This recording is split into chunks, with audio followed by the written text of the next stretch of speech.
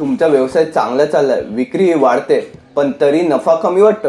याचं कारण कदाचित तुमचा ग्रॉस मार्जिन मध्ये असेल. चला तर आज समजून घेऊया ग्रॉस मार्जिन म्हणजे काय आणि तो व्यवसायासाठी का महत्वाचा आहे. ग्रॉस मार्जिन म्हणजे तुमच्या उत्पादन किंवा सेवेतून मिळणाऱ्या नफ्यातून थेट खर्च वजा करणे आणि केल्यानंतर उरणारा नफा.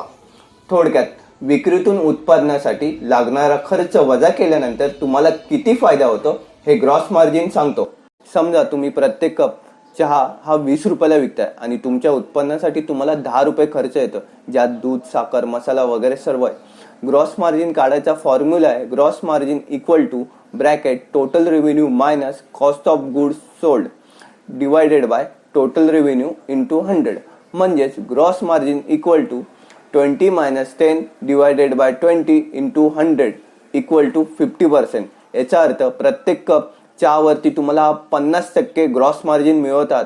ग्रॉस मार्जिन मोठा असेल तर चांगला, पण का? कारण ग्रॉस मार्जिन जास्त असेल तर तुमच्याकडे व्यवसायाच्या इतर खर्चासाठी just like rent, salaries, marketing यासाठी जास्त पैसे शिल्लक राहतात. जर ग्रॉस मार्जिन कमी असेल तर तुमचा व्यवसाय टिकवणं कठीण जाऊ शकतं आणि नफा कमी होऊ शकतो. ग्रॉस मार्जिन म्हणजे व्यवसायाचा प्रॉफिटेबिलिटी चेक करणं. जर तो कमी असेल तर उत्पादन खर्च कमी करण्याचा किंवा किंमत वाढवण्याचा पर्यायाचा विचार करायला हवा.